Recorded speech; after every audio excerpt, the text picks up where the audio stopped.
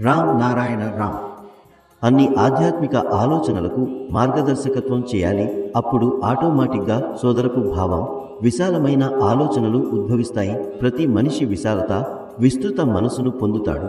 ఇది వారికి ఈ రోజు లభ్యం అవడం లేదు. టాక్సీ అనుమతి, బస్ లైసెన్స్ వంటి వాటిలో చిక్కుకుని ఉండటం వల్ల ఈ ఆలోచనకు తాము సమర్పించుకోలేకపోతున్నారు. ఈ విధంగా అనుమతులు ఇచ్చే మంత్రులు ప్రమాదకరులు. వారు జేబు కొట్టేవారి కంటే ఎక్కువ ప్రమాదకరులు. జేబు కొట్టేవారు తమ కుటుంబాన్ని కాపాడుకోవడానికి మాత్రమే చేస్తారు.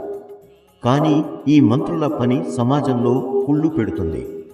ఇది సమాజానికి ప్రమాదకరం కాబట్టి వారిని నిర్మూలించాలి. అందుకే ముందుగా సవరణలు చేయాలి.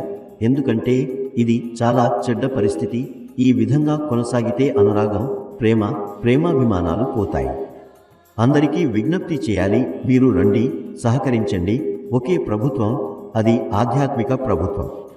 అక్కడే వారు మార్గదర్శకత్వం చేస్తారు. సహకరించని వారిని బహిష్కరించాలి. ఎందుకంటే దేశానికి లేదా ప్రపంచానికి ఒక కేంద్ర నిధి ఉంటుంది. వారు శాంతిని కోరరు, తమ లాభాన్ని మాత్రమే అనుకుంటారు.